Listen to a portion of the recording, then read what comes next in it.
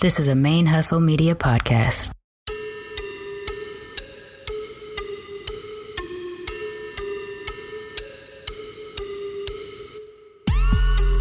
All the way from the A, you listen to my favorite lesbian on BRQ. Hey, stay locked in with your favorite lesbian on Black Radical Queer. Yeah. Hey y'all, this is Jhavia Nicole, aka your favorite lesbian, and you're listening to Black Radical Queer Podcast, our stories on our own terms.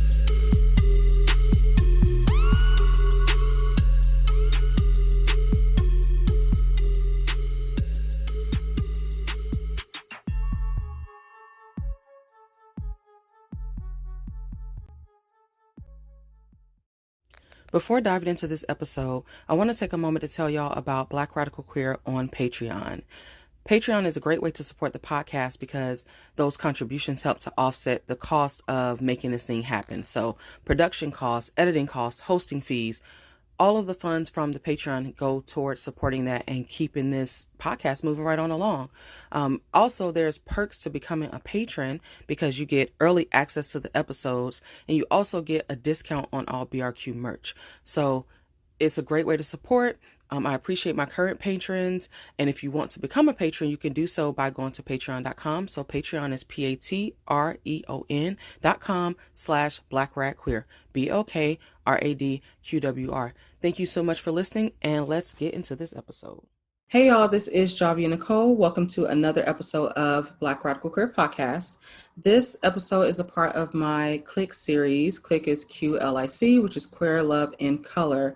And for this series, I want to specifically focus on queer relationships, queer love, queer family dynamics, specifically from the perspective of people of color, and really to help to include or increase, I should say, some representation of those relationships so that we have more exposure in media, have more, and from just regular people, not necessarily from like TV dramas or anything like that, but just regular folks who are living their Black or brown ass, queer ass lives and doing what they do. So of course, as usual, I'm going to allow my guests to introduce themselves and then we will get right into our conversation. Hey everyone, this is Nyesha. And I'm Samantha. And we are Two Mommies and a Baby. Hey, Two Mommies and a Baby. Hey. Come on, synchronized. And we're Two Mommies and a Baby. We are definitely raising our 2.5-year-old and just representing for queer women of color literally across the world, not only in the US, but across the world. Oh, absolutely. So I'm definitely excited to have you all on the podcast. I follow you all on social media. And so for me, just being like a Black queer woman who's now married, but at the time when I first started following y'all, I don't think I was married yet. But I just really wanted to look at, like, find more representation of queer couples and queer families and queer love and relationships, especially those that were long-term and that were like building kind of like household and all this type of stuff together. So I really went seeking that out all on social media. And it just made me remember, honestly, being younger and not seeing that at all. So one of the things that I've been talking to guests about is this idea of possibility models. It's a phrase I love that Janet Mock mentioned in her book. And well, I think she has another book now. So in her first book, in Redefining Realness, she talks about like not having possibility models for herself of kind of like what she could be or, you know, kind of what things could look like. And that really resonated because I look back at just growing up and I'm like, I knew I was a little queer, little baby dyke or whatever. But I just really didn't see in media or really much around me that like mirrored what I felt. I just knew that like I didn't see myself being with a man, but I didn't really know like what the possibilities were for me. So I wanted to ask you all, growing up, you know, did you see any examples of like queer love, queer relationships? Did you, or just queerness in general? Like, did you see any of that around you or any representation outside of like heterosexual relationships?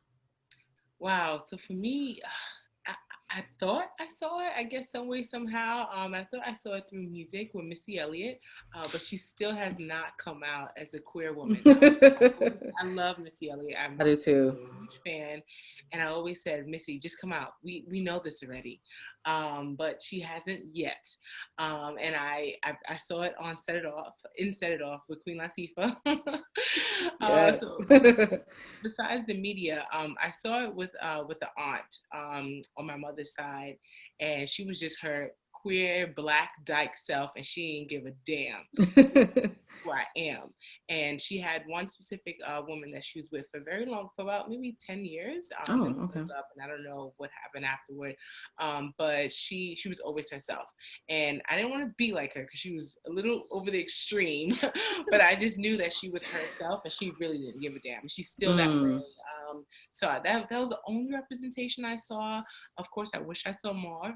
Mm-hmm. But you know, I felt like I read between the lines when it came to music.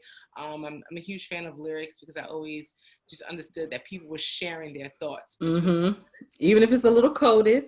And that's what I feel like Missy Elliott was sharing, and still I feel like she needs to just come out. Missy, we here for you. We love you, girl. We love you.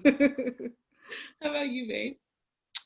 I think I don't know, because I don't know. I really I watched like the L Word when I was in college, but I grew up in like a Caribbean family, so it wasn't really there. Like, and if it was there, you definitely didn't want to show it. So that was different.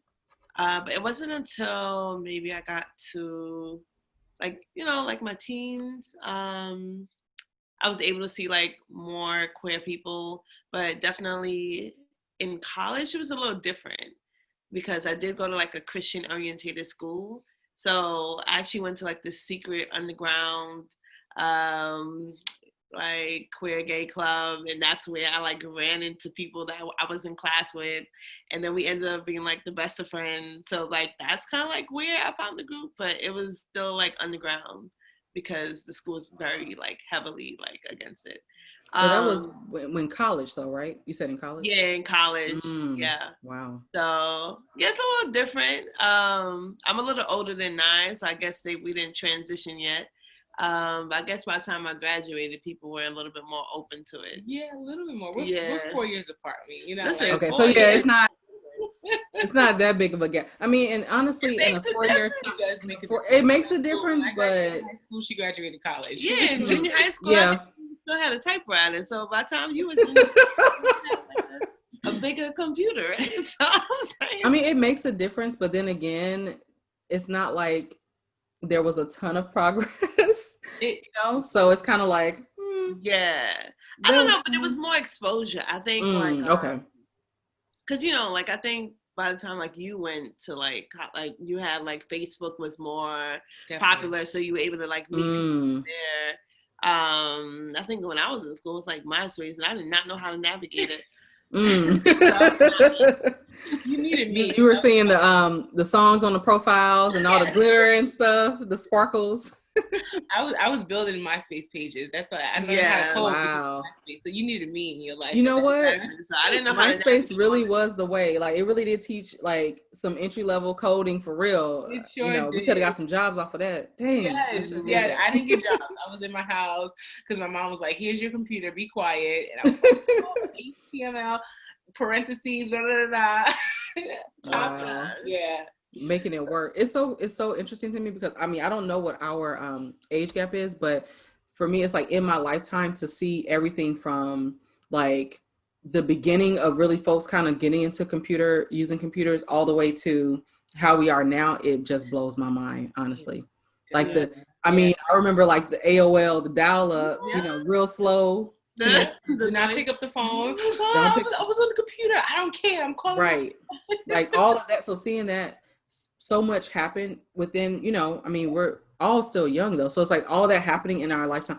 It's so crazy to me. It's wild. I mean, I remember having a house phone. They don't even have house phones no more. They don't. But even with like, as we start seeing advances with technology and all that, there were some advances in terms of like queer folks being able to connect with each other. So like MySpace, like you mentioned, or Facebook, or for me, Downlink. That was the one. I'm more Black Planet. Yes. I was too young. Oh yeah. I was fake. I remember Downlink. Downlink. I call it Downlink. Yeah, that was the one. I know. I don't know if it's Downy Link or Downlink. I right. And Black Planet. I was not 18, but I was on the site and I didn't know what I was doing. Same. I was out here. What they were doing. Like, this is how the community was connecting in a different way. And I was like, okay, when I'm older, I'm going to get on here. I mean, I met my best friend on Downy Link, like who's been my friend since like for probably 13 years. So, I mean, it's like, it was the way for us, even though like a lot of us definitely were underage, but it was the way for us to connect with each other. And it was really that first kind of wave of that online community. Now they have all the Facebook groups and all kind of stuff, but prior to that we had, chat rooms and all of that to really build community. And a lot of us still stay connected to this day. It's people I met on Downlink and Black Planet that I still talk to today. So, but it's interesting to me because like having, starting to see that come to fruition, like those little pockets of community. And I know for you, Samantha, you were saying it was like a little later on before, you really saw that. So how did you basically, like, as you were coming up, how did you get to a place to really, I guess, recognize and acknowledge like your own queerness, and even like just kind of in the midst of the world around you, like looking around and not necessarily seeing it, but knowing like, okay, this is a part of who I am. How did you deal with that? I don't want to make sense. So how did each of you deal with that? I think like for me, I don't know, I've always been like a child with confidence. So I think it was more of just learning to like accept myself a little bit more. But I think because I came from like a very strong opinionated household, and then my like opinions or like the way I thought I should live my life never match. Like even with something like simple, like my hair, like it just didn't match. Like, okay. So you're already different. Yeah, like my father grew up 7-day Adventist, so he's like, oh, well, you gotta wear, what he said, you gotta wear a skirt. I didn't want to wear a skirt, He said, you can't perm your hair. I wanted to perm my hair. He said, you can't get braids. So you just been a rebel. It was just like, I just think, and I never believed, I always believed in children just having a voice and just children just speaking their mind. So that was always a conflict within my household.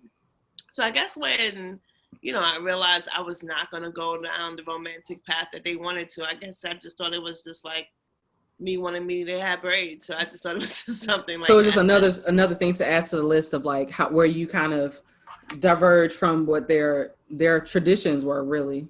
Yeah, I never like to be boxed.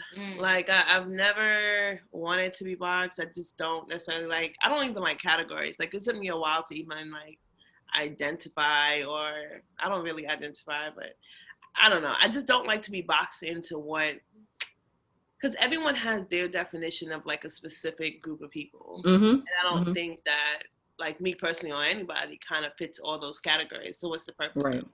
So then because it's based on their perception, our reality period is based on our perception. So they may be like, oh, well, this is how you identify, this is what that means. And you might be like, no, that's not what I mean. Yeah. Especially when it comes to like how you express like your gender and like all these, and I don't like colors, like people associating colors with gender. Yeah, like blue and pink and stuff. Don't necessarily like agree with. So I think is just me understanding that you can be different within the community. That was something that I kind of like learned throughout like my years of being here, that it's okay to be different and you don't have to be this specific. Like kind of like feel like you have to belong to a specific part of the community. I think that was definitely something that I've learned throughout the years. But yeah, it was definitely a challenge because I never felt like I belonged in a specific area.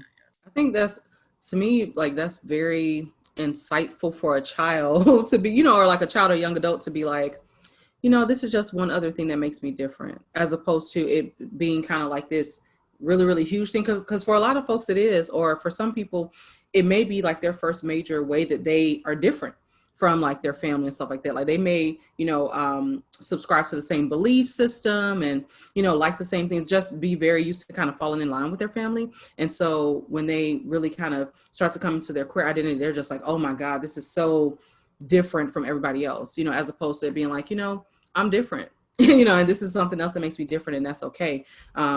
For like a child, a young adult, honestly, it's some adults who are not, who aren't really there, they're still struggling with. There are many. Yeah. There are many. So that's major to be like, for you to be young and be like, you know what, this is what it is. I'm like, I wish it was a little different, but So what about for you?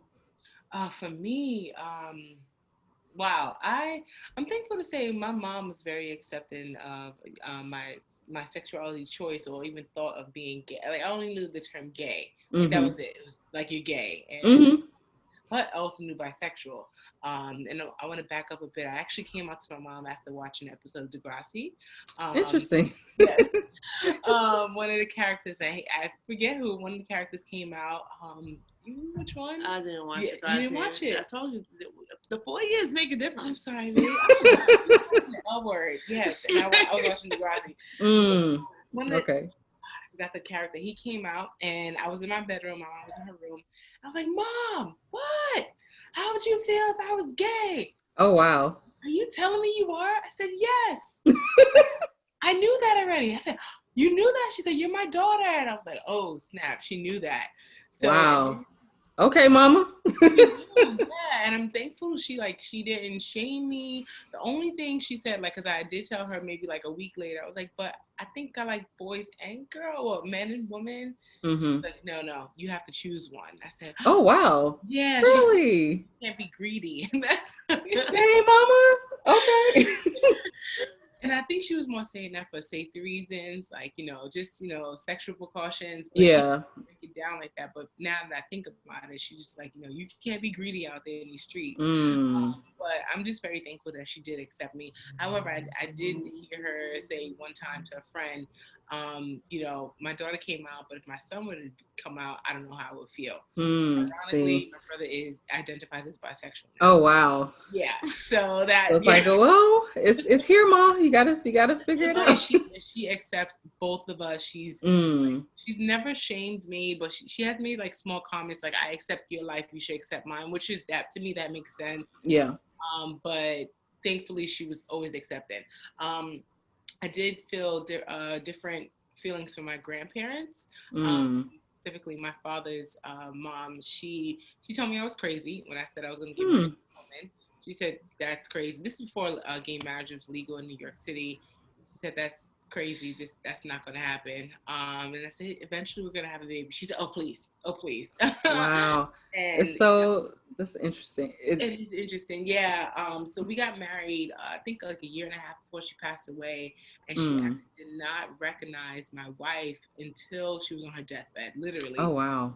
Crazy. We were in the hospital with her, went to visit her.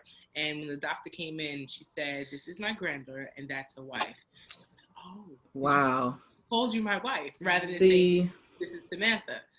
And that's a whole other thing. It's like, okay, now you're kind of having this spiritual reckoning and right. I don't know. Yeah, that's a whole other situation. I'm sure she didn't realize that she did that. Maybe I don't know. But now I'm like, of course, I believe she's looking down. Like, we have a child now. Right. Yeah. Where she's legally both our children. Like, we went through the whole process of everything, adoption and everything. Both our child, I said. So I wonder how she feels. It's crazy to me because I had a kind of similar experience to you, Nyesha. I mean, not like me yelling from the room, like, hey, but I did initially come out to my mom as bisexual, even though I've always been very clear about like how I felt about women and femmes, like just, I had no doubts, like from a very young age. I'm like, yes, that's my ministry right there. I'm here for it. But with guys, I was always like, I don't know. It was very opposite. Like for some people, it's the opposite. They're like, oh, I like guys. And I'm not sure. Maybe I like girls. Maybe I'm curious, whatever. it was the opposite for me. For guys, I'm like, I don't know. I mean, I guess you're cute or whatever, but do I like you for real? Like, do I want to do this? Like, for real? Like, we got to be together and stuff. Like, I really struggled with that. And so, but initially I thought that it would be more acceptable or palatable if I told her like I was bisexual, even though I was like, I'm really leaning more in one direction, but I'm just going to say this to kind of ease my way on in there. And so I know, but it was my grandmother on my mom's side who was the one who was like, oh, I already knew. Like, I knew that I remember like the little girl I used to babysit, y'all liked each other. Like my grandma was like spilling the tea. I'm like, dang, grandma. So she was like, that's fine, baby. I already know. My mom was like, okay. She was kind of on the fence. She was like, I hope it's a phase or whatever. But it was my grandmother on my father's side who was the one who was like, you're crazy. You just haven't met the right man yet. You're going to meet a man and you're going to want to settle down with him and have his kids and all kind of stuff. And I'm like, wow. And she's a minister. So, and for a long time, I just I didn't really speak to her or anything. And so since I've been with my wife, we've been together for damn near 9 years. So it's been a long time. But earlier in our relationship, she kind of started coming back around. Like she friended me on social media and like she'll start commenting on stuff and she stopped talking crazy. Like she would start calling me, oh, how you doing? And initially she used to be like my friend. Every time she said my friend, I'm like, you mean my girlfriend or you mean my partner or you mean now my wife? Like, they might, I mean, like that's the homie, but that's more than the homie. You have to acknowledge this thing. Right. So I just correct it every time. So, I mean, people kind of, I guess, come around when they come, or they don't, but it's not our responsibility to, like wait around for them or whatever. We all got our lives to live, but I just think it's interesting, the different reactions, that folks get. And then especially as you're younger and you're kind of like you're growing up and you're really making sense of your identity. For some people that feedback may be more detrimental than for others. If you're really, more kind of like assured in yourself, like what Samantha was talking about, then it's like, not saying it won't impact you, but it's just different than if you're like, oh, I'm really holding out for like them to really be okay with this. And they just might not be.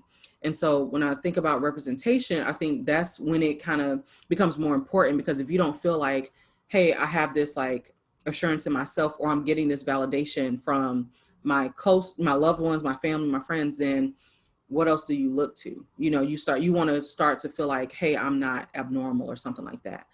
So that's kind of my whole thing with representation. It's like to just see, like we see straight stuff everywhere. So just to make it more accessible and more visible, so that it's just like, this is just another alternative, not like this is some weird thing or some strange thing.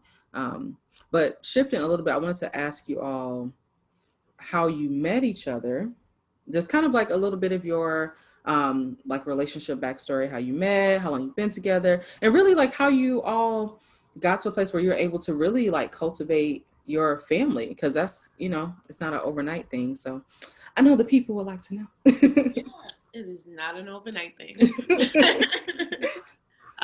So how did we meet? Well, we met like literally meeting one another in 2009. Yeah.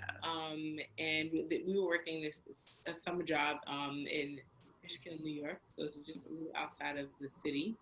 And Samantha was actually my supervisor. I was literally 18, turning 19. Fraternizing. No, I'm just playing. I don't like starting the story like this. That don't sound right. That's the way to start it. That's the way to start it right there. And say we were not dating at that time. She was my supervisor. I was in a relationship. She was in a relationship. You tell us. So it's like, look, I was not doing nothing messy. Let's just be clear. So, no, I was in a relationship. No lunch break action. Okay. No. And then, no, actually, she actually was interested in someone else, and we hooked them up that summer. Yep. So they were together. And they were together for a while. No, we weren't. Like, it was dang. 3 months. We were together for 2 to 3 months. 2 to 3 months. Okay, you putting it in lesbian years. That's Yes, that's like like 2, 3. That's like a year, lesbian time. They were together for a couple of months.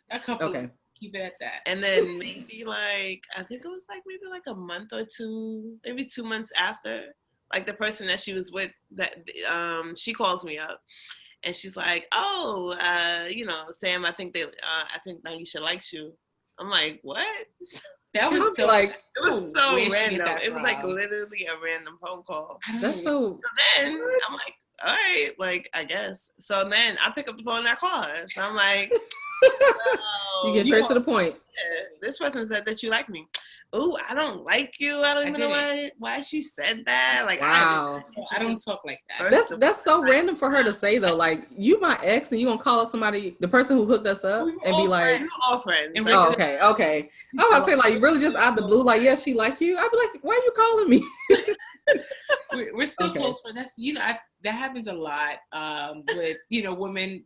One will like on a date and another. Oh yeah, I definitely know. We're all friends. We all hang out. We literally all hang out. It's crazy. Okay. No, I know it. I know that. Familiar. No, but seriously, like, she told Samantha I liked her, and I really didn't. Samantha called me and said, she told me you liked me. I was like, oh, no. Dang. That is not true at all. It's not true. Wow. And then Samantha's like, okay, she didn't go crazy. We kind of left it alone for a couple of months. And then Samantha invited me to a company event that she was having. And I wasn't thinking anything of it. I don't think Samantha was either. She says lies, but I wasn't. Again, I really wasn't. She said she wasn't thinking of anything. She just needs to get people. I was just inviting people. End of the summer, come over. It was like a rooftop barbecue. It was really cool, actually. That sounds nice. Can't do that anymore, right? And before Rona days, right? Mm-hmm. And when I went there, I was with my best friend, and as soon as I saw Samantha, for some reason, I don't know, I just felt like it was a spark. I felt the spark there, and like it just happened right there. Like I didn't think no fire anything. over here. There was no fire. Okay. You heard her. There was no fire, but seriously, it wasn't. But it started to move fast after that. The next day, she's like, hey, my cousin's having a party in your area. She lived in Brooklyn, and I lived in Queens. The distance probably about 30 minutes driving. And she said, my cousin's having a party in your area, but I don't want to go alone. I was like, I do not go to family parties alone. Well, you need an escape plan? You need yeah, and I was Caribbean people. So what does that mean? Okay. Valid. Yeah, not talk about my life. I'll find somebody else to talk about my life with. So she invited me to the family party, and bunch of food, bunch of drinks. To this day, I still wish I would have eaten something. I did not eat. I was nervous. Were you nervous? Oh, I was nervous, but Samantha had a plate of food, and I was eating off her plate. But to this day, I'm like, dang, I wish I would have ate at that party. Dang. I didn't drink at the time. I actually didn't start drinking until I was 22, which is crazy. So yeah, we were just talking, and then we went to the car, and we were sitting in the car for about 4 hours. Right? Yeah, I was trying to get her to hook me up with one of her friends, but oh wow, look at you. Right. You about to block your blessing? She said, do you have anyone that you could hook me up with? And I really didn't have one. I was like, no, not really. I had one person in mind, but no. Dang, shut it down. That didn't work. That was not going to work. I didn't even touch that needle right there. But then from there, the next day I went to hang out at her house, at her apartment, and it kind of went from there. So yeah, after the hanging out, basically it's like you started to get to know each other, I guess, even better than you did, and having those long conversations. So yeah, that'll definitely do it. So it was a bunch of like kind of going back and forth, like you like me or no I don't. Like very short minutes of that. But me, I'll speak for myself. I definitely felt a spark when I saw her at the barbecue, and then the next day when she picked me up to go to her family's event, I got in the car and I was like, this is gonna be something. So she was in denial. I don't know, how did you feel? No, it wasn't my intentions. Okay. I just wasn't. Your mind just wasn't there. Yeah, I think I realized that we probably will last a while. At the end of the night, like as we like connected, I asked for a kiss and she denied me a kiss. So I figured, people don't usually say no to me. So that is so funny. Oh my God, that's like my wife was like, "You the only person only woman who ever made me wait." I'm like, That's a good thing. I mean, I'm like, I guess it was worth the wait because here we are 8 years later. Like, he asked me for a kiss, and I said tomorrow, or I said you or something like that. And I was just, I was 20. How old? Yeah, I was 20. I was just doing simple stuff, I guess. But it worked out from there. 20 with that game. I see it. You was out here with the little game. Oh, you gotta wait. Yeah, you gotta wait. But ironically, I understood that Samantha, like a few months into our relationship, actually a month in, I understood that she was a different person. Actually, the person that I wanted to be with, of course at the time, but we also shared that we wanted longevity. Like that's something we definitely had in common. We also she shared that she wanted to have children. I said, I wasn't ready. Okay. I wasn't ready, and she respected that. Like I was 20 years old. I wasn't ready right. for a child. But she also said she wanted to carry, and I was like, okay, I'm just not ready. But she, during the first month, I'm never gonna forget, she was going on her trip, and she said, send me a picture of you, so just so I can have this picture since we're not gonna see each other for like a week or so. I sent her a full body naked picture. Come through with the nudes.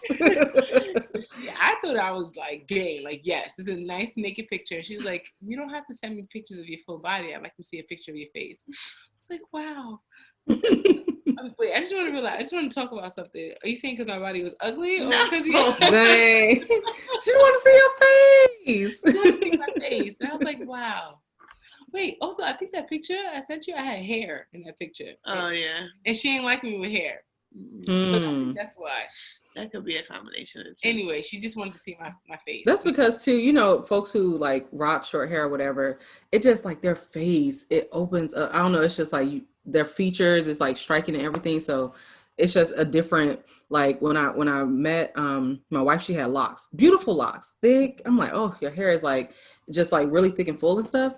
But when I tell you, when she cut her hair, I'm like, I kind of feel away. Hold on. What?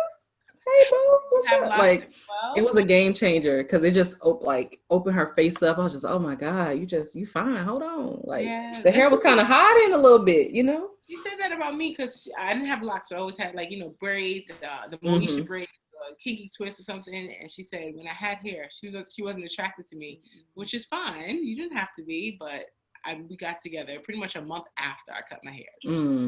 Right? It's a game changer. Like just opening right up. I don't know what it was. I had never even thought about my wife cutting her hair because her locks were just like thick and healthy and pretty or whatever. But she came over, this was like early on in us dating too. And she came over and I'm just like, what? Wait a minute. She took her hat off. I'm like, yes. We're okay. You got plans for later? What's going on? You got plans. I love it. Trying to stay for a little time. I know I was making you wait, the wait might be over. I love it. So it was just, it's bomb. Our journey. Samantha, she said what she wanted. We both, I love that we both agreed we wanted longevity. Next person we want to be with, we want to marry. And she said she wanted children. She respected that I didn't want children, obviously, like within the next 2 years. Mm-hmm. But definitely did see children in our future. And we spoke into existence. Thankfully, we had Samantha gave birth to Abigail in February 2018, which also was not an overnight deal. Right. We obviously had to wait for us to agree when to have a child. 2016, I guess I kept seeing people with children. I was like, oh my God, child here. Yeah, I was going to ask, I'm like, when did you get to a point of actually being ready for that? Were you all already married at that point? Yeah, we got married in 2014. Okay.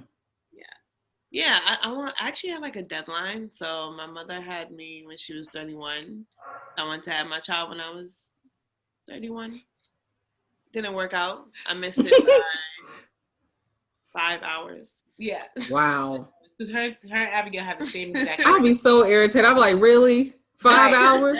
Come on, babe. I'm like, come on, Abigail. Work with me. Wow. I wasn't ready, and I still can't believe they shared a birthday. That's crazy. Yeah. Yeah. Awesome though. She was due on the 7th of February. We were like, maybe she's gonna come in on the 11th, maybe the 12th. I was hoping the 15th. The 15th. She came on the 13th, which is Samantha's birthday. Wow. Oh, I was your birthday gift. On the 12th. I even asked our midwife, like, can I come back another day? Can I go home and come back? Yeah. Dang. Oh no. She said, I'm ready. I'm coming. We about to share this day. You get ready. So you all said that was a process. So how did you even get from, okay, so you all were together, you know, of course you have like, you know, a little age difference, but you're saying that initially you weren't ready. You end up growing more in your relationship together, being together for it. Because at that point, when did you all get together? Like 2010? Yeah, 2010. Okay. So from 2010 to like 2014, which is interesting to me because a lot of times folks' relationships move faster. Mm-hmm. So it's really, I don't know, it's affirming to me to hear that because it's very similar kind of like to the trajectory of me and my wife. And folks always are like, y'all ain't married yet? Y'all ain't this yet? It's just, I'm like, we taking our time. We got to process. Like, we're not rushing. Yeah. Why do we need to rush type of thing? So how did you get from like, you know, getting married to being like, okay, let's, you know, add to the family basically? Yeah, well, we took some time for ourselves, like after we got married, which I enjoyed. I'll say very proudly. Yes, our life was a little different, but it really was like a time constraint for me. So I think it was more of us figuring out like how we wanted to go through the actual process. It was really important for me to have a known donor. Because like I have a relationship like with my father, and I don't know, I've learned like my friend, like she was adopted and she always wanted to know who like her biological parents were. And so I figured that Abby may have that question at one point, and I would want her to have that contact. So we went shopping like on this handbag. It was literally like shopping like for a handbag. Like what color? Like would you like it leather? Like do you want it like, how would you like the interior design? Like it's what details you want. Yeah, and that really freaked me the hell out. I'm like, this is way too many details. And then the more details or the more specific you got, the less options you had. So when it went boiled down to it, like non-negotiable was like the height requirement. Okay. I was just gonna ask him like, were there anything that was just like, this is a like mandatory? Okay. So the height and race. Height. Obviously, okay. Height and race. We for you, yeah. Well, you didn't really? It was, yeah, but it wasn't like a. I don't know. I think for me, it was more of having a known donor that I cared about more. Really? Like that was like my top priority. Yeah, this is new to me. When we were sitting at the computer together, we would go height, and we didn't even talk. Do you want a black donor? We didn't say that. We just so it was just like an unspoken thing. That was I thought that was an unspoken. But it wasn't like my priority. Oh, okay. Yeah, I didn't know that, and I'm not saying. I'm only saying, like Abigail is here now. But interesting. Okay, yeah. Cool. But yeah, known donor was like my top. But once we got through like all the things that we wanted, it ended up being I think like about 12 people. Oh, that definitely narrowed it down. Very now in it real the height really narrowed down because it was a known donor that narrowed it down. Really? After the height, because it was a lot of donors don't want to be. They don't want to. Yeah, a lot of them want it to be like anonymous. But the thing also like once we figured out like out of like the couple, I think we ended up with like 2 because you can't like the thing is like yes it could be like a known donor but it's like how much information or can the child reach out. There was like so many like restrictions, so it was like all right, let's see if we can find someone that can kind of like help us through this process. So we kind of like shopped through like our friends and 2 of them didn't have kids, 1 did have a child, and we ended up having the child with the person that had the child. The 2 that didn't have kids, like they were both gay. But I think it's because they didn't have a child, they wanted to be like very invested. Oh, okay. They wanted to be like real involved. Yeah, one wanted the child for like the whole summer vacation and like planning their financial. My bad, I didn't mean to do my face like that. I'm like, hold up. Oh. Yeah, and you know what's crazy? That's what we said that, but Lord, I wish I could like a summer now. Yes. Now you're like, I got a little time. Go ahead. Pretend like you donated and let me drop her off. When she gets a little older, I think when she's potty trained. He's also working, so. But listen, I guess he'll figure it out. I'm like, dang. If yes. only you knew. Yes. How much of a break you really want. You really want, but that's the process we're going through now. Mentally, like, oof, a break is beautiful. 3 days. We went on a small mini mommy or parent time. About 2.5 days, we were baby free, and it was awesome. Like cherish all that time. Yes, even though I was like thinking about what was happening with her while we were gone, which something major did happen with her. But she pretty much changed, obviously added new, way more enlightenment to our relationship. She shifted our gears mentally, physically, emotionally, financially, everything. So to me, it shows everything happens for a reason at the specific time. And Samantha shares her specific, she had a age limit. And to be honest, baby, I forgot about that through our process. Oh, yeah, well, that's how, remember my 30th birthday? I was like, I don't have a child. Yes. And you were like, well, we only tried once. Yes. And I'm like, but I want a child. And I'm running out of time. Sound like my wife was like, by this time. Yeah, no. Yeah, like, she's gonna carry. She's like, if I'm gonna carry, because I'm not carrying. Like it's never been my dream. I always want to be a parent, but like I've never wanted to carry. But my wife was like, if I'm gonna carry, it needs to be by this age, because after that, you need to adopt or something. Like whatever you want to do, I'm down. It gets complicated when you get older. You gotta get ads and extra visits to the doctor. I did not want to hit that. Did you know that? Yes. Not that I didn't know. I just. Well, my cousin has 6 kids, so her last one was more work because she. But yeah, so we actually decided. We did try to go and we went to like a fertility clinic and got tested. Like I was fine. But then we checked with the insurance company and the insurance didn't cover it. So they literally tell you have to go home, try it 12 times. 12? 12, yeah. Jeez. With the doctor, and once you have 12 failed attempts, then they'll cover it because it proves that you're infertile. Yeah. That is a ridiculous number. Yep. Yeah. So at that particular point, actually the person that spoke, she's like, why don't you just try it at home? I'm like, what do you mean? She's like, just kind of like take the little syringe and just kind of like find a friend and squirt it up there. Like the L word? She's like, yeah. Right. Okay, you trying to have us on some Bet and Tina shit. Okay, I see you. All right. The representative on the phone said this. For the insurance company. Like, what? And I was like, oh yeah, I actually have like old supervisor that actually conceived their child that way. So I actually called her up like okay. No, the first child. Oh yeah.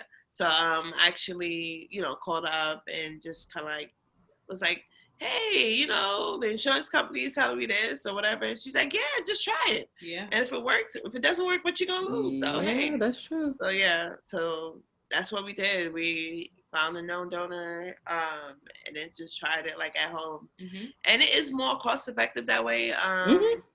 But it does make things a little bit more complicated because you don't go through but no matter what, I realized that the experience is not what you want it to be. And I think sometimes when it's not, it becomes more technical. Very clinical. Yeah. It's not romantic. You thought it was gonna be romantic?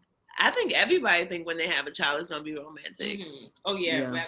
But that definitely makes it more very clinical and it's like, this ain't sexy. No, it's not. So I think once you kind of understand that and just be okay with the process, it kind of helps because your stress level is important for you to make sure you're monitoring it, especially if you're trying to conceive and stuff like that. But having a support system around and just being able to give yourself time, I think if I was to change anything, I would not give myself, even if I had the deadline, it was to start earlier so you don't have the pressure of not fulfilling when you want it to happen because it's out of your control but when it actually connects. So yeah. Right. So now Abigail is 2? Yeah, 2.5. 2.5. So dang. My bad. I'm thinking we're so far into 2020 and it's I'm like, dang, yeah, she gonna be 3. February is not that far. That's blowing my mind. But so now that you are parents, how do you balance kind of making sure that you have that time for one another, just your personal, like your relationship time outside of you both being mommies? Like, we need our time to connect to, you know, nurture our relationship and to make sure that we're still like getting to know each other, going together, dating, flirting, all that kind of stuff. How do you manage that while having a 2-year? Like, I know she got to be out here just like learning everything, touching stuff, walking around, talking around, you know, learning the world and exploring the world. So how do you all navigate all of that at the same time? That is a great question for me. And we have a different answer every day. Yes, we do. But like, honestly, I think it's figuring out what's going to be the priority at specific moments. I think there's times when we want to spend more time together. There's times where we want more family time. Oh, yeah. There's times when we want to spend more time with Abby and expose her to different things. There's times when we're more like business orientated and trying to achieve like our goals and our ambitions in life. So I think it's like once you accept that there's going to be different priorities at different points in time and just kind of like do like a check-in, that kind of helps, because then you have the understanding, all right, this is what the focus is right now and let's work on that. But it is different, especially because, you know, we are exposing our life out there and we do like, we are, you know, we try to connect with people and just try to be more supportive, like to the community as well, and be a support system for them. And then sometimes that takes out of your household. So it's just, you know, sometimes we do get silent and we just kind of like replenish ourselves and come back. So it's just understanding that life is not, it's not going to be balanced and different things are going to have priorities at different times. Yeah. And once you accept that, you won't get as mad or it's a little bit more understanding on both ends. So to sum up, we don't have a specific schedule. I've tried to create it. Samantha's work schedule changes very often. Even with COVID, it changes. Mine was a little consistent. Let's see how it's going to be. I'm starting a new position, maybe like beginning of October. Who knows? We don't know how it's going to be, but it pretty much changes like every week. I guess the only thing that's consistent, I don't know what's consistent. I don't know. Well, Abigail being here is consistent. There you go. Even the time we brush our teeth is different every day. We may not want to get up. She will wake us up. We may want to go to sleep. She's not ready to go to sleep. Yeah. So, you know, nothing is going to be the same. Yeah. So we might as well understand it's gonna be different every day. And it's just every day accepting that it's going to be different, and we just kind of have to go with like the flow. Yeah. But yeah. I mean, have you all like learned anything new about each other since starting parenthood together? Oh yeah. Something that's like, I kind of like, I've noticed this thing that just makes me like you even more, or, you know, just little things like that. Have you gotten to know each other differently now? Yes. For me, I see how my wife works harder than I have ever seen her work. That's because she has specific goals. I've always seen her work hard, but just, you know, I guess also within the last year, we had like $22,000 in debt in January, January 2020. And she was like, we are eliminating this debt. And I was like, we are? Like, okay, I believe you. I understand you, but like, I hear what you're saying. Okay. I hear you. I believe this is possible. I know it is, but are we going to do it? And we eliminated that debt because she had a one-track goal, and she was like, you either with me, or if you're not, you're off this fucking relationship. Literally, she told me that.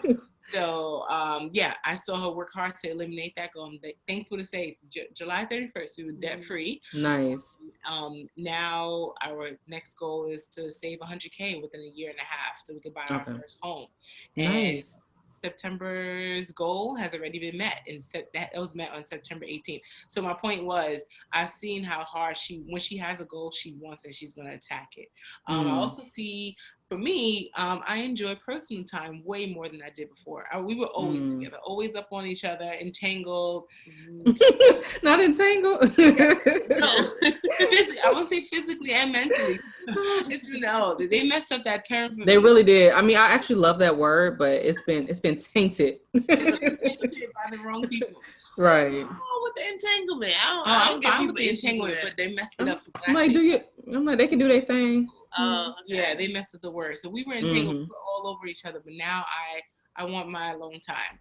And that also could be our living situation. You know, we have a child and we live in a home with Samantha's mom. So being that our goal is to leave within a year and a half, I know, it's just gonna change. It's gonna even her now. She hasn't been here for almost 2 weeks, and she usually, when she's physically here, obviously she helps out Abigail. Abigail may just go walk over there and talk to her.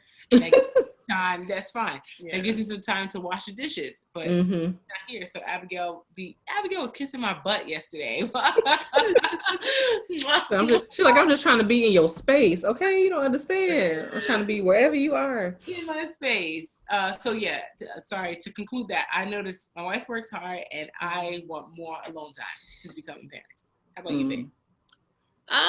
Things have definitely, you know what I think becoming parents have helped us separate ourselves as individuals within our relationships. Like, we were very intertwined from like the get-go. Like, we moved, that's the word, intertwined. We moved in within like 5 months. We were engaged after a year. Like, the only reason why we waited 3 years because my family actually need to know that I like women.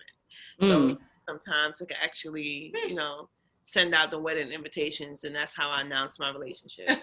Okay, I'm here for it. You're like, I'm gonna do it with a bang. Yeah.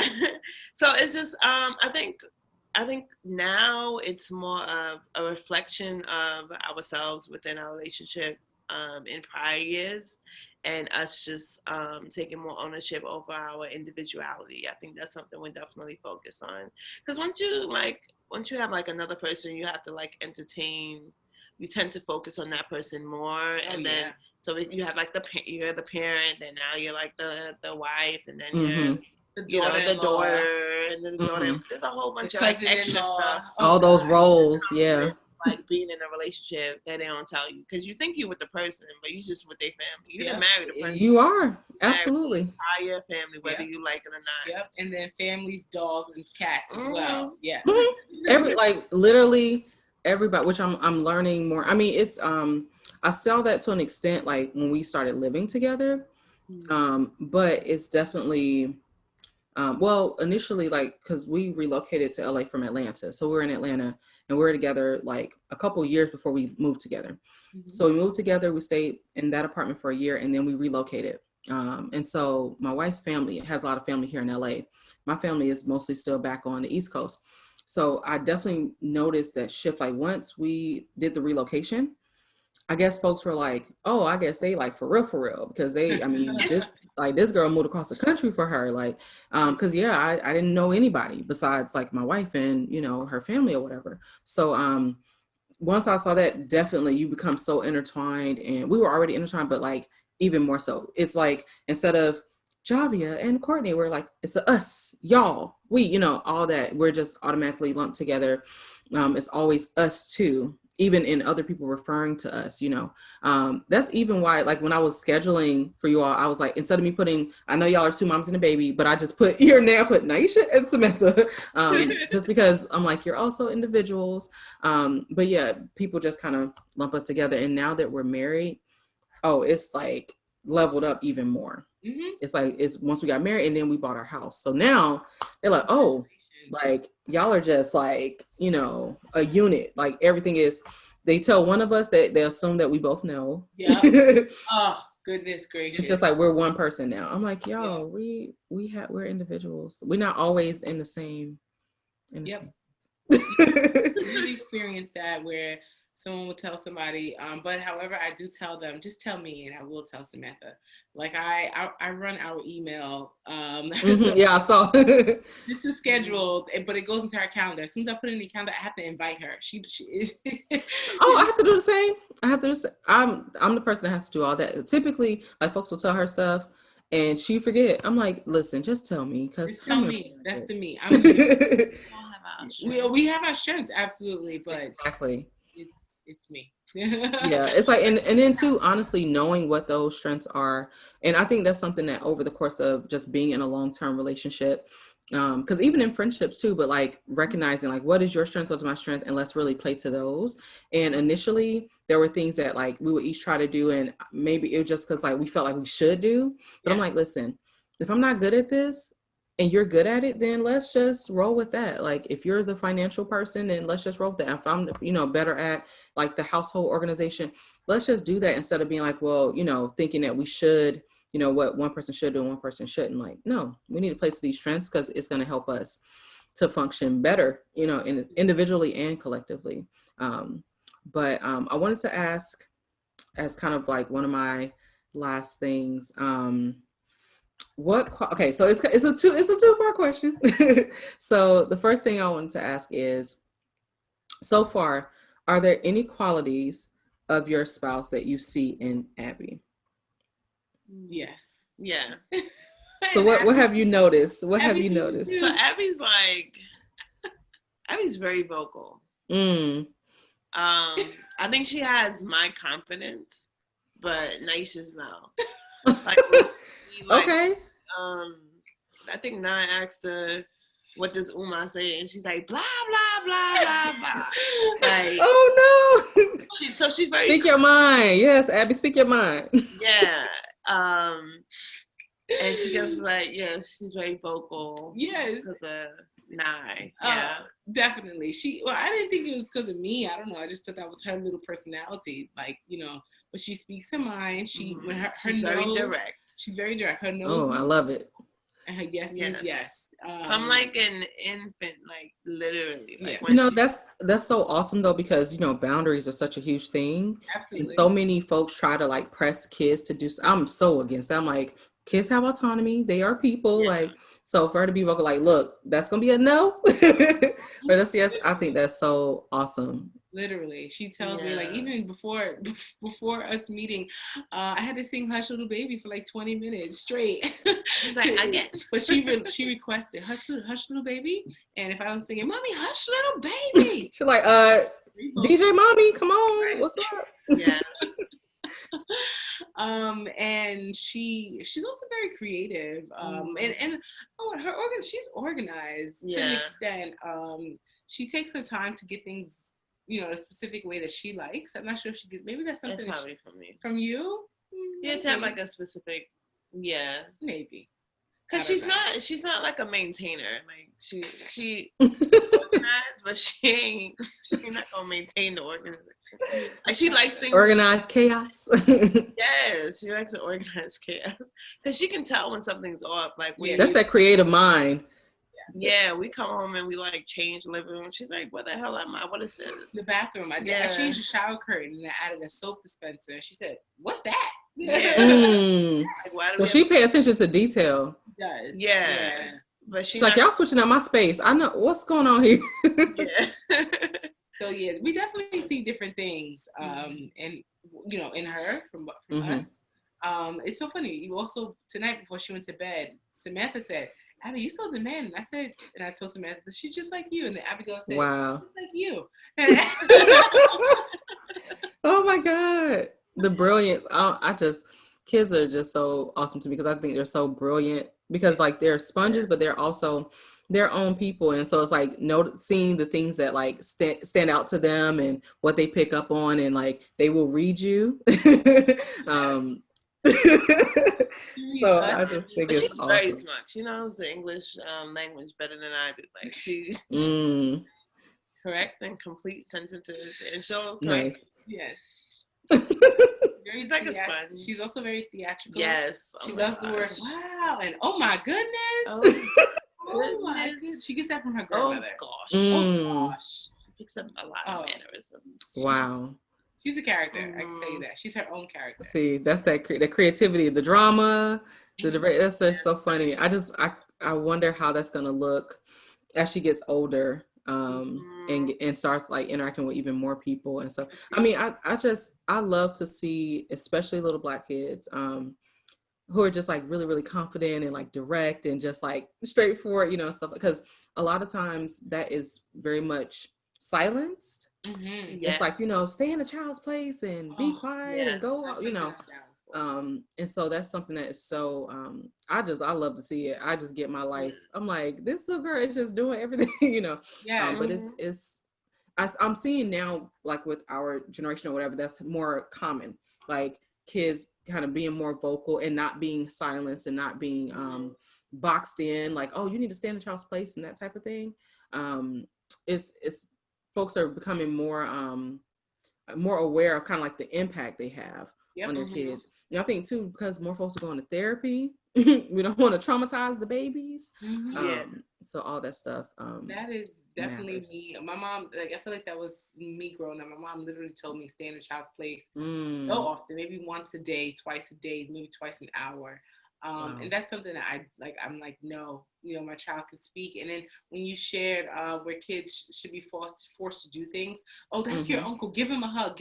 Exactly. No. Yeah, come give me a hug again. And then it's like they looking at you crazy if you don't do it. And that's something that has always bothered me. I remember even just growing up, like my mom, what I loved is that she was very like receptive to, like, she really wanted to get to know me and my sister. So like she was definitely our parent. She wasn't trying to be the homie or anything, but she took such an interest in our interests and didn't like just make us do all the same stuff or anything like that. She just really took interest in that. And I noticed my friends' parents, not so much. They more so was like, be quiet, go do this. And my mom really listened to like our opinions, or like she apologized to us when she made a mistake, which was like I never saw any of my friends' parents apologize to them ever. And they could be dead ass wrong.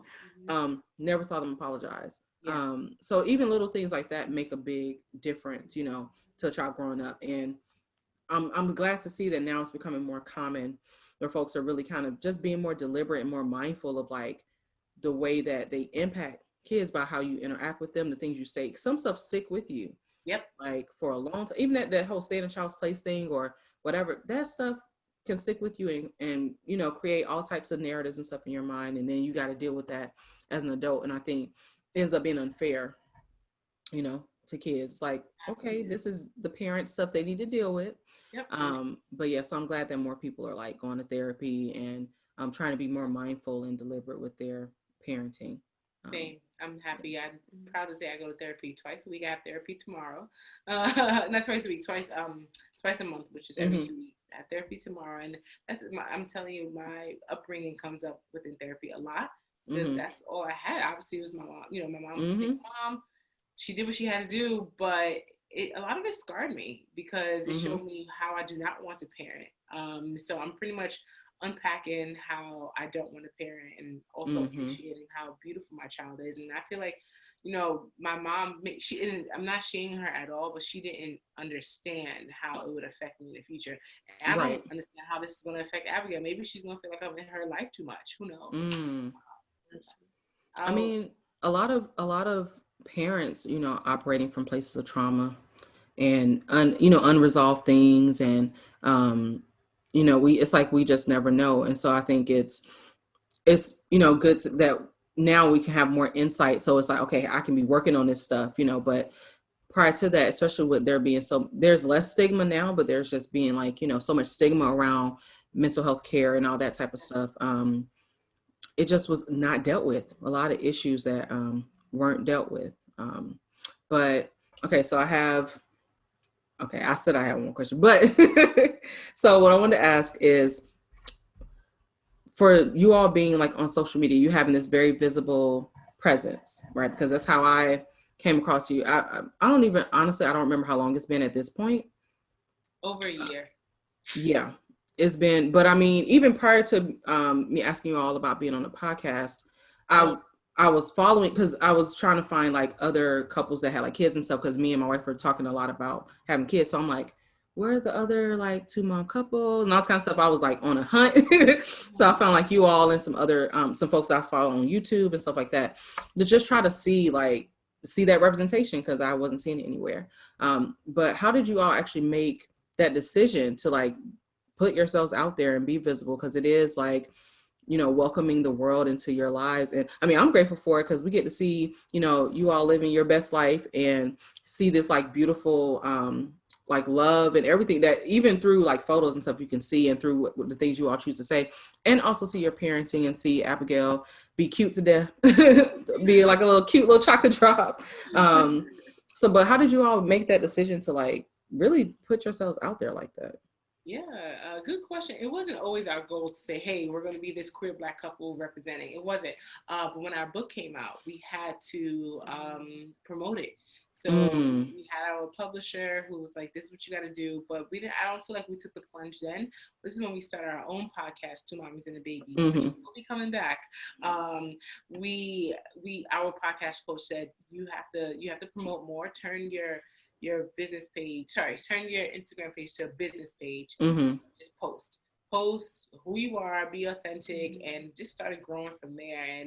But it really started with the book. I mean, which I saw the book initially, so, but I don't think I realized. I thought that like even prior to that, you all had, well, maybe it was just the visibility from the book itself. Maybe that's what it was, just from seeing that and seeing like, who the authors were and stuff. So did you all decide to more initially know like, hey, we're going to do this and we want to get this book published, or was it more so like we just want to do this for our child? We want to do this for our child. Yeah. Well, that was my take, babe. To you? Yeah, I think it was definitely for our child, but it's interesting because I think like if it was up to like 9, like we would probably be all out there. Like, oh yeah, everything. I want an OnlyFans account, by the way. Hey, okay, see that's okay. I'm like that's kind of me. That's I'm out there. My wife is like. Out. Like, everything would be out there. Like it literally is like Nye is out there. She's trying to get his money, okay? Trying to get this money. Y'all got a child. Yeah. I'm trying. Y'all trying to buy this house. Grandpa, like that's how I would. She is out there. I would, trust me. Me on the other hand, I like my privacy. Like yes. I don't. We're the opposite. Yeah, it took. I don't know if it was like a message, but like the messages really helped. Like even we got one today about someone just thanking us for sharing. Our story. Oh, it makes a huge difference. It's like helped them, and just how it's kind of like just gives them like a place that's outside of home. It's the messages that kind of like keep me okay with sharing my life, because I don't mind having a personal conversation, but to get me on there and just to share my life, even when it came to like breastfeeding, like I was like, can I take a picture? No, but like after you put it out there, it's like, okay, like I understand, because like I didn't really care that I was breastfeeding. Like I'll take my boob out anyway and go breastfeed. But to other people, that's a huge, it's just like to see it. It's like, really, y'all are living your regular lives, but it can have I've really honestly learned this more and more from doing this doggone podcast. Like I almost stopped doing it. And the messages and people just being like, thank you, this representation, like it's something as simple as you just like living your life, talking about your regular stuff. But for somebody else, they've never heard anybody else do that. And then there's something that can resonate with them. And they're like, oh, well, it's not just me. I feel like somebody can relate to me. I feel like it's really that possibility models thing. It's like, hey, this exists outside of me. Yeah. So when you feel so isolated, like you don't belong, or like you're very different, because one of the big things about human nature, period, is like connection. Like we can be as introverted or loners or whatever, but ultimately we are like a communal species. We're a connected type of people. And so even just to know, like, there's this other, couple out there, and they have like a life that looks similar to what I would want or something like that, makes a huge difference. So you don't feel like some like abnormal, person. So even from you just doing your regular, you're like, look, I'm being a mother, like, I'm living my life. I got to feed my child, but to someone else who's like a queer woman who may not have seen that, and they might be like, oh, okay. Like they might be used to seeing that with someone who has a partner that's a man. Even something as simple as that, like, oh, well, okay, I see this, what parenthood can look like with another woman versus like everything being straight as hell. Cause I'm like, I can't relate to that, especially how the stereotypical roles are like divided up, where it's like the mom doing everything and daddy just, out here. So it's, the dynamics are very different, and it's refreshing, but like necessary to see, especially when you don't really get to see it that often. Even though you just live your regular life. Yeah. And ironically, I always wanted to be on TV and everything. My first tattoo when I was 16, it was a star on my hip because I wanted to be a superstar. So I realized Instagram gave me the way to just express myself and build up. And we all know everything. Some things are glorified when it's not glorified. I realized we don't post the hard times. And we do have hard times or times where we're just not feeling one another. And I want to share that a little more. I have to figure out how to craft it. But, we post the truth about our love and about our parenting, but I'd like to add in the tough times when I want to say, fuck you, wife. I mean, it is helpful to have that too, because, a lot of time, something I've noticed because like I initially was doing like the podcast mostly by myself, and then I've started including my wife a lot more. So we have like our segments and stuff like that, where it's us two, and she's a damn fool. So people like hearing her and like our interaction and stuff like that. And we have a good rapport. I love her, but sometimes I'll be like, look here, you get on my nerves. And I know sometimes she'd be like, you get on my nerves. So we really, in the podcast, we try to talk about that. It ain't always, like pretty. We don't like argue on there or anything, but we will be real about like, hey, we were not seeing eye to eye on this, or let me tell you how she had me messed up, type of thing. But we reconciled it because ultimately we were looking at the bigger picture. You know what I'm saying? Like we want to have, like you all mentioned, that longevity. We want to like have a long-term relationship. It's something that we're deliberately choosing every single day. And so when people see you put yourself out there, a lot of times you start to get those couple goals and, this is, relationship goals and all that kind of stuff, those type of messages. They see the good stuff. And of course it's good to show, like, we need to see that joy too, like definitely, especially from Black folks and especially from queer folks. But just like reminding folks like, hey, we are regular people and it ain't always, like this. Sometimes we need to like spend some time away from each other. It's times where I'm like, look, I'm so glad we're in a bigger space so I can get away from you and you can get away from me and we can come back together when we have some space. We can spend the whole day in our own little bubbles and then come back together, So that kind of stuff is also important, I think, for people to hear about. And so they can kind of figure out how to navigate that too in a long-term relationship, because it's different. Like you're married, you have a different, level of commitment to each other. You have a child and all that. I'm like, she might get on my nerves, but like, that's my wife. Like, we're going to have to work this thing out, either way. So I think it's important to, like, of course, still maintain some degree of privacy and keep some things that are just for you all. But maybe the podcast could be a place for you all to go into that more, especially because folks can hear y'all interacting and stuff like that. It definitely has been responded to well, at least for me on my podcast. Like people have really, we talked about some stuff and people are like, oh, I'm glad that y'all, we haven't had any like ridiculous drama or nothing like that. We don't, but even just like disagreements or just like not seeing eye to eye on certain things or, being in a different place with it. Just being able to share that like, hey, we're not always cheesing and up in each other's face. Definitely. I want to share that more because, people do say couple goal, relationship goal, but I'm like, don't say that. You don't know. Right. This is how I feel. You don't know what happens in the background. Right. That's my point. People want this and this. No, you don't know. Samantha will be beating my ass in the background. You don't know. Right. She's not. I mean, that's not the case. Well, I'm just saying, like, people don't know they just see what's put out there. So it's good to put out like a nuance, And that is a goal to have a positive relationship. It is a goal for them. I'm speaking. And there's struggles before you get in any goal. I mean, that's true. It's true, but it's like for people to actually see that, because honestly, a lot of times folks don't include that part. You can still be goals and still be like, yo, we go through stuff too, though.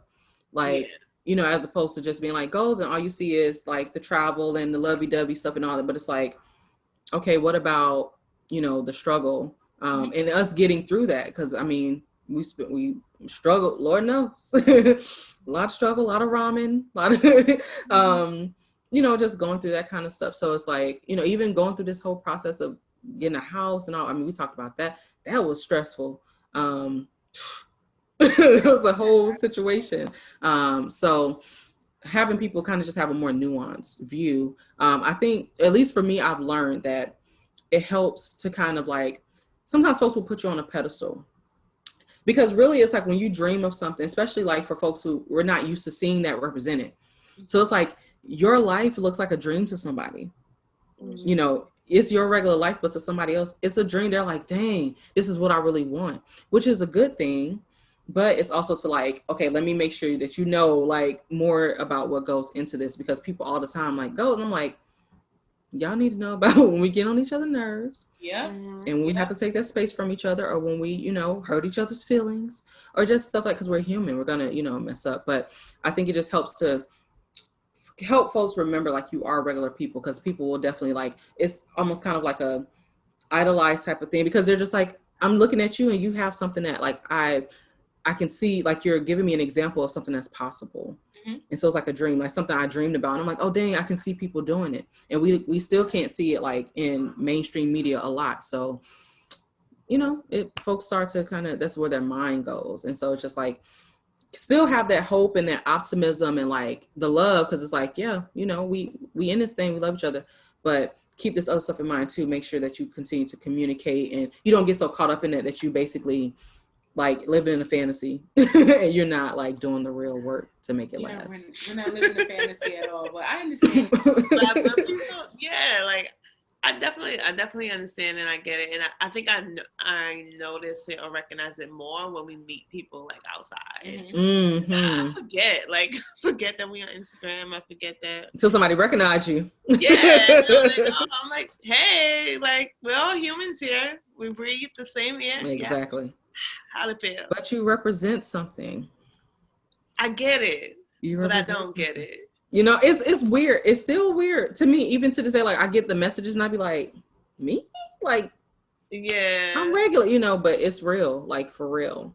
Real. It is real. Even there's a couple of two males that followed us, Real Dads of New York. Yeah. They follow me too. They started following us, and I sent them a message. Hey guys, thanks for following us. You know, we doing it up here in New York while y'all in Florida. They didn't respond back yet, but I'm like, oh, I just sent them some fan mail. Yeah, they contacted me about the podcast. I was like, really? Yes. Okay. Wait, you talking about them on the podcast? They no, they just were like send me a message saying that like they enjoyed the podcast and stuff like that, and I was just like, okay, on my Facebook. Things like that. Like I understand it when people meet us and you know on the outside. Samantha says she forget that we're on Instagram. I don't forget. But even that, or even like cause we did like an episode of Flea Market Flip. So it's like different types of people that will recognize us. So it's I don't know. I'm still me. So I guess like, you know, some people, sometimes you lose yourself within it. And I guess I'm just not there. So. Oh yeah. Some people definitely do lose themselves. And it's so interesting to me because it's such a wide range of people with being on platforms like Instagram and just social media in general. It's such a wide range of people who have access to you or to your content, basically, that you just never, like, it blows my mind. The people who like recognize me or who like say something like, you listen to my podcast. That's amazing. Like, you know, you be listening to the crazy stuff I be saying. Y'all know I'm wild. I be like, you know, all black everything, you know, down with white supremacy. I really be like, you know, for real, just very vocal. I'm like, I'm not here for none of the foolishness. Like, and I'm like, you really listen to my, it'd be some of the most like people I would never expect. I love it, but that's why you're going to keep going. That's why we're going to keep going too. And then honestly, showing that queer couples can be represented by other brands. When we did a deal with I Buy Direct, the glasses company, for them to reach out to us, it shows that, you know, we're representing, you know, how we want to be represented, queer women who are also parents. That's right. Fans account. That's the only reason. I mean, listen, I don't disagree with you. Everybody my wife brings it up fairly often, and it's so funny because she's the one. I'm like the front facing person, even though I'm like definitely still introverted, but I'm the more front facing person. I got like all the media and stuff, and because I'm a counselor, like that's part of it too. It's like it just kind of comes with the territory. But when it comes to this OnlyFans, she's like, we need to do the OnlyFans. I'm like, so this is what you hype about. You want to do the OnlyFans. All right. Just fast. Just being fast. Okay. Right. I don't know how to craft it another way yet. I mean, if I can figure it out, I do want an OnlyFans account. So whoever's listening, I do want one. I'm not mad at it. But yeah, I definitely, this is my last question for real though. So, cause I asked about the qualities, like what qualities you all see of each other in Abby, but what is your favorite quality about one another? Amazing.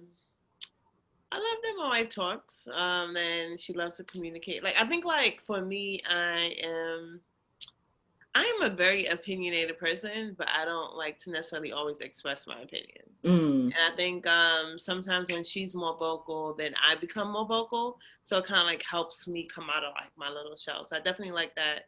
She's more of like a people person and just like enjoys being around people and just enjoy like helping people. I think definitely like she will literally give you the shirt off her back.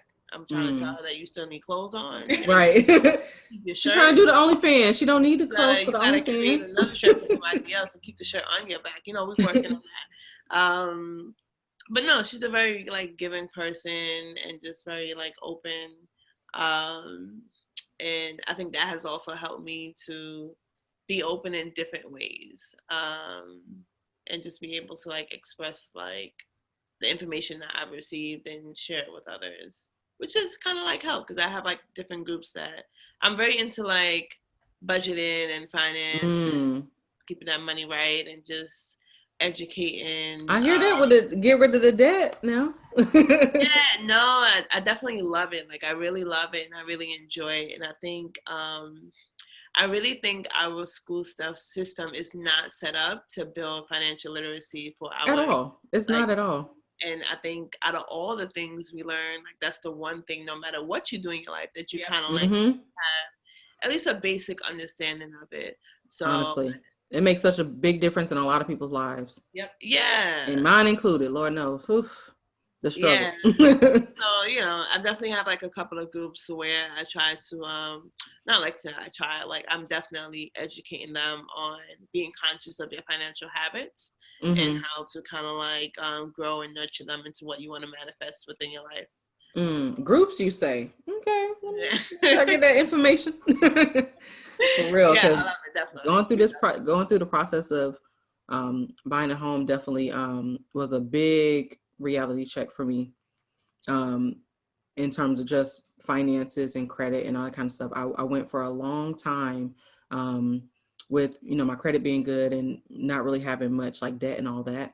And just in the time frame of like having some job instability and just going through the struggle, it didn't take long for that to just totally turn around and me not even really know until we start trying to get a house. And then we got them financials back and it's like, oh, so by the way, your credit is looking real janky. And I'm like, mine? Because for the longest time I was better than my wives, and then at that point, and she's like, hers looking good and mine looking janky, and we're like, we both looking crazy. I'm like, hold up, you know. So having to like do all this repair and still, you know, trying to recover from that and all that. I mean, just there's so much knowledge that would have made a difference. Yeah, and it takes time, you know. It does take time. Like dedication, that kind of leads to my quality. Discipline. Discipline. What I appreciate about my wife, her dedication, her discipline is real. Except we need to get on this eating discipline, babe. I'm on my eating discipline. I decided. I made a decision today. Well, when you want me to start? Yes. Got to start sometime. Literally started today. She made a decision today. And I committed to it today. Yes, she did. Once I'm making a commitment, I'm good, you know? All right. Can't you tell we still together? Workout as well. All right. That was a little side note. But what I was mentioning, when she's dedicated to a goal, and this is mainly with numbers, when she's dedicated, it's no holds barred. Like, it's like, this is happening. Okay, I don't care if I can't go to this party or this event because I have financial goals, you know. So she's wonderful when it comes to that. That's also, an awesome quality. She can turn something very small into something big, and she listens, even though sometimes I feel like she's not listening to me because I talk a lot, but I'm trying not to talk that much. I feel you. She'll understand what someone likes, and she'll say, oh, maybe we should get this for them or create this for them. really appreciate. I know I appreciate. And her love for numbers, I'm appreciating because I'm learning so much. I didn't have this in school, and I also didn't learn it from my mom. Right. My grandmother, it's funny, I told her, I was like, my grandmother always told me I had good credit because to have good credit, but she never told me how to. I still don't get that. Like, she always said, make sure your credit's good, make sure your credit's good. Okay, how? How? You know, so, you know, Samantha's teaching me that, and I know we're going to set Abigail up with the knowledge, you know, that she's going to be set. Abigail have her piggy bank. She can't even lift it because she got so much coins, coins in it. We tell her, come on now. Yes, this is a penny. Go put it. Here's your quarter. Here's $1. Go put it in $5. Go put it in your piggy bank. And she knows that. So things like that we didn't know. And I'm thankful Samantha, she set us up to understand, you know, for ourselves, so we can set that up for our children, which I'm happy about with our lovely child that we have. Oh, that's awesome. Well, I definitely appreciate you both sharing your time with me. I know it's late. You know, I'm gonna stop asking a bunch of questions and being nosy. But so before I let you go, do you all want to plug all the things? So like your book, your Instagram. I mean, I'm aware of these things, but you know, just share with the people, and I'll include it in the show notes too. But where can folks find you? Where can they get the book? All that good stuff. Yes. So we are Two Mommies and a Baby. That's TWO, Mommies and a Baby. You can email us if you want to, contact@twomommiesandAbaby.com. And our lovely children's book, we actually have 2 books. Our lovely children's book can be found on our website, diversebooksmatter.com. And we have an ebook that Samantha, that I helped craft with Samantha, 10 things they didn't tell me about breastfeeding, because there were many things she didn't learn about breastfeeding. Also, we attended a 3-hour breastfeeding class. Wait, Samantha looking like I still feel a way about that. Like, you look like you still feel some kind of way when y'all said that 3 hours. There was no snacks, 3 hours, and I'm pregnant. Wait, no snacks? Okay, that's a whole other. Yeah, no, they slipping. I was just 3 hours. Adding that plug in. The link is in our bio on our Instagram page, but also if you want to go straight to our website, it's Diverse Books Matter. All our information is there. We have a little apparel on our site as well. So yeah, hit us up. We're always available for questions. Don't send me no spam because I will block you. I do block you.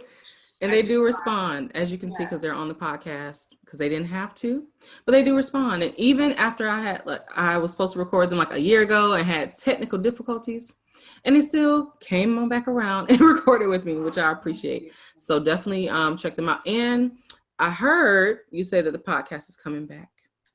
Yes. So we set up our. So catch up, y'all. Catch up in the meantime. Yes, catch up. I'm already caught up. So catch up in the meantime. It's coming back. We're going to start recording in a few weeks. Okay. So I'll be on the lookout for that because I'm already caught up. So I'm just waiting. But for my listeners, y'all go ahead and catch up. So when they come back around, you'll be ready. You'll be ready to hear what's going on. Thank you. So thank you both. Have a great evening. So everybody tuning in, thank you. And yeah, I always have the same intro, but I never have the same outro. I don't have a formal outro. Okay. So that's it. I'm like, all right, bye y'all, I'm done.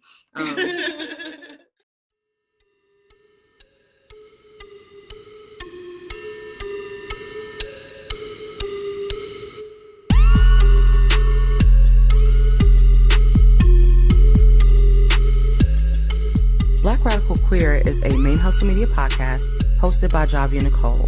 BRQ is produced and edited by Charmaine Fury, and the show's theme music was created by The Brothers Records. You can connect with us on Twitter or Instagram at Black Rad Queer.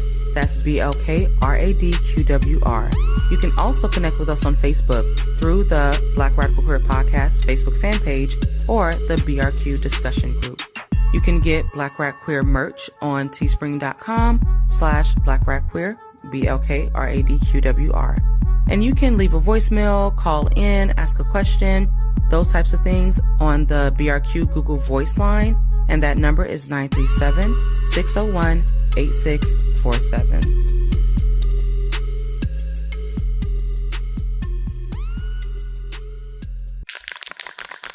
ManeHustle Media. Turn your side hustle into your main hustle.